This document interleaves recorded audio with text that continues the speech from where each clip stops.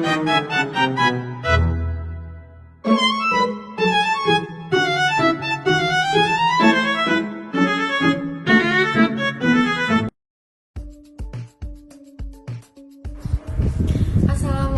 warahmatullahi wabarakatuh. Halo semua. Perkenalkan, nama saya Miki Yonarsa Janiandra dari Prodi Komunikasi dan Penyiaran Islam. Saya dari kelas E semester 2 dengan NIM 12512900185. Di sini saya akan menjelaskan tentang epistemologi ilmu komunikasi. Epistemologi diambil dari dua bahasa Yunani, yaitu episteme dan logos. Episteme sendiri artinya pengetahuan dan logos artinya ilmu atau kajian. Dalam Kamus Besar Bahasa Indonesia, epistemologi adalah cabang ilmu filsafat yang membahas tentang dasar-dasar dan batas-batas pengetahuan. Menurut Wikipedia yang aku baca, epistemologi adalah cabang filsafat yang menelaah hakikat, asal-usul, serta batas-batas pengetahuan. Dalam jurnal Fenomena Komunikasi dan Ilmu Komunikasi 2013, menurut Hasyim Ali Imron, epistemologi ilmu komunikasi berkaitan dengan paradigma teori komunikasi, paradigma penelitian, dan pendekatan penelitian.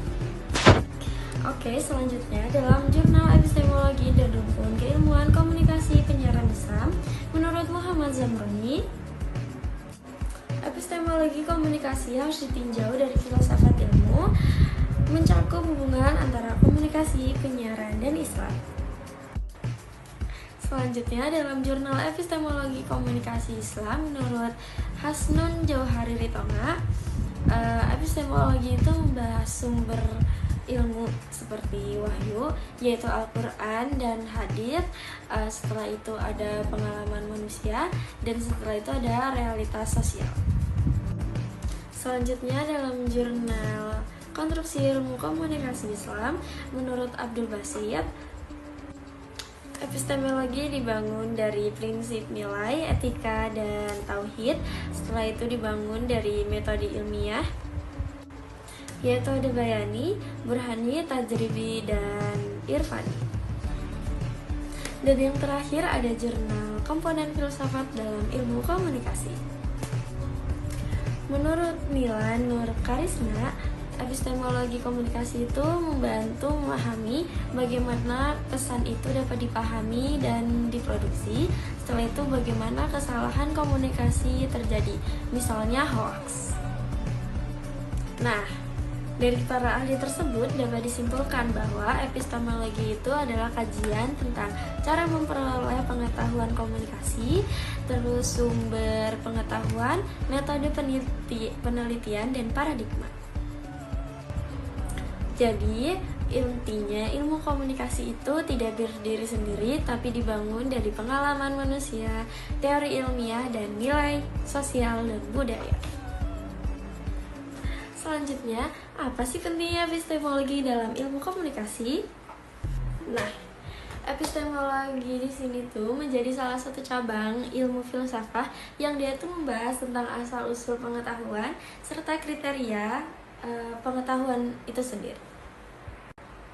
Nah, dalam ilmu komunikasi, epistemologi ini tuh punya peranan yang sangat penting, yaitu menjadi dasar dalam proses bagaimana sih komunikasi itu tuh bisa terjadi, serta bagaimana informasi kebenaran diuji.